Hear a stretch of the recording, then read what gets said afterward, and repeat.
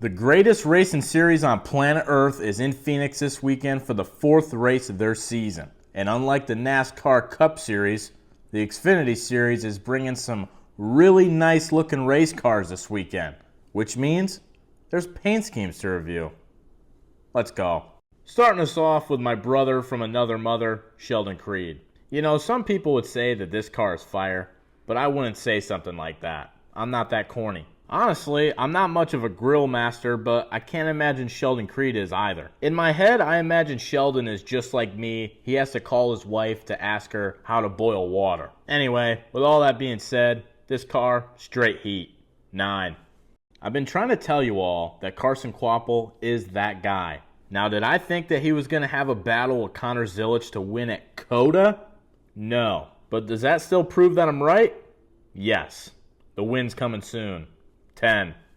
I know somebody told me last year exactly what Samsara is, but I don't remember. It looks like a hearing aid. My apologies to Spider because I did guarantee him Jesse Love was going to finish in the top 3.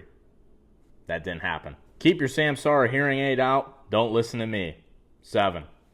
I think it shocked every single person in NASCAR that Parker Retzlaff wasn't able to qualify into the race at COTA. Parker is obviously an extreme talent in NASCAR, and I think it just shows how tough the Xfinity field really is right now. I think he's due for a monster race at Phoenix.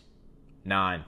If you're driving while watching this video, I'm sorry that you just got wrecked by this image. I'm sure you guys have noticed that the number 5 has been absent from the last 2 weeks worth of paint scheme reviews because they just don't have enough time to put their paint schemes on NASCAR.com. Because this guy right here couldn't drive a nail into a 2x4. I wouldn't trust this guy behind the wheel of a self-driving Tesla. Chris Wright is inspiring young kids everywhere to go to school and become a body man. I do have to applaud the guy for consistency though, because instead of wrecking a different driver every week, he wrecks the same one. Poor Josh Bilicki just can't stay away from this fucking guy. Getting rid of Anthony Alfredo and replacing him with this certified bum will be the sole reason why our motorsports does not make it to the end of the year. I am 2,000 miles away from Phoenix Raceway, and I am still terrified to be driving in the same continent of this guy. There's no way he wrecks Bilicki for the 4th week in a row though, right? 0. SS Greenlight decided to pop off yet again and be sponsored by Vans Warped Tour this weekend. I worked with a guy that was going to school to be an engineer or some shit, but he was completely obsessed with the idea of working part-time at Vans for the rest of his life so he could continue to get the 50% off all products. I wonder if he ever found out how extremely fucking uncomfortable their shoes are. But I will admit, I went through that phase too. I heard you gotta be careful at these Warped Tour deals though, because there's weirdos that walk around trying to Bill Cosby people by giving you a PM Advil during the day. Anyway, say it with me. This car fucks. 10. I know this is the cotton car, but at first glance, it kind of looks like that white cheddar popcorn. I'd prefer that. 9. Unfortunately for me, I feel like Sammy Smith may have a pretty good chance to win at Phoenix this weekend. Fuck you though. 9. Garrett Smithley's back in his 14 car this weekend after he let Carson Hocevar run it into the tire barrier at COTA. It happens. Just ask Noah Gragson. 9. I can already hear you guys jumping down my throat. Sorry, Kaulig decided not to include their paint schemes on NASCAR.com this week. I reached out to a representative and they told me that they didn't have enough time because they were too busy fixing that 16 that somehow finished 5th. Alex Bowman's back. 10. It's truly a damn shame that William Sawalich isn't sponsored by a sandwich company. Then again, Joe Gibbs couldn't even find sponsorship for Kyle Busch and Denny Hamlin. So who the fuck am I kidding? 9. It's pretty ironic to have the Young Life sponsorship on one of the oldest guys in the field. I'm still trying to figure out who asked for an Eric Almirola comeback. 5.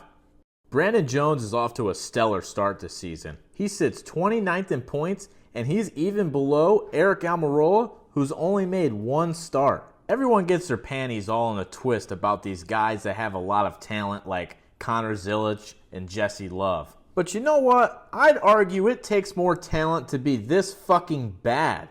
So give Brandon Jones a little bit of credit. 6. Austin Hill almost fucked around and won a race that wasn't on a super speedway. Respect. 7. I saw on Twitter the other day that they're doing a pre-order for this diecast. I'm sorry, but Jeff Burton's going to have to order a lot of these fucking cars for this to get produced. I just seriously don't think anyone can look at this car and find any redeeming qualities. 0. This car looks like it came straight out of Michael Phelps' gold medal cabinet. I truly have just been sitting here staring at it with a complete lack of anything else to say. This car fucking bangs. 10. When I first saw this car, I was a big fan. Since then, I've developed some post-nut clarity. 8. Here's your weekly reminder that Ryan Sieg will never win a race. 8. I know everybody saw Sam Mayer's terribly cringy driven sunglasses plug in his interview after the COTA race. Don't let that distract you from the fact that the sunglasses are still pretty badass. Eliminate that interview from your memory and use my promo code Tyler20 for 20% off and free shipping instead of his. And this car is butt-ass ugly. 0. Have I ever mentioned Alpha Prime never misses? 10. I'm sure you've probably never heard this before, but Alpha Prime never misses. 10. I struggle every week to not accidentally call Nick Sanchez Mark Sanchez. 8. Yeah, Jeremy Clements is definitely going through a Paint Scheme Review Championship hangover. His cars just aren't quite as good this year, and this is far too loud. 7. I've actually been really surprised with how well Taylor Gray has been running. 6. Thomas Annunziata did comment on my video the other day and confirm I did pronounce his last name correctly. He looked super quick in practice, but unfortunately they had a mechanical issue and weren't able to qualify for the race. Thomas is back for revenge this weekend at Phoenix, but I just don't understand what's going on here. This car is being split between Thomas and Leland Honeyman. How come the literal Honey brand is sponsoring Thomas and not Leland? I mean, hey, the car still looks great, but I have question marks swirling around my brain right now. 8. Ryan Ellis interacted with my tweet last week about who should win the Big Baby Scumbag Paint Scheme of the Week. Unfortunately, he did see the reply where I said the longer I look at the 71, the more I don't like it. The good news though, Ryan, is that for the 4th week in a row, 10. Usually I wouldn't go out of my way to get the Mike Harmon car in the Paint Scheme Review, but my buddy Dawson Cram is running for him this weekend. Dawson's a really good dude that got a raw deal when Johnny Davis shut his team down last year. It sucks that this car's not littered with sponsors, but that's unfortunately just part of it. But hey, if you own a company, this is a great opportunity to put it in front of millions of people on the CW. Or hey, if you want to pay to put my face on the hood of this thing, you can do that too. I have a feeling something like that may happen in the future. Who knows? Car still looks good though. 10. Good old Lightning McQueen had to make things interesting with that little fuck up on pit road, but hey, he still got it done. Then he went on DBC to talk with Tommy Baldwin, the father of the future NASCAR Truck Series superstar, Luke Baldwin. You know I had to get a shout out in for my guy. When you turn your television on Friday night, March 28th, and you see Luke Baldwin running in the top 10 in Martinsville, don't say I didn't warn you. 9. I'm sick of the identity theft.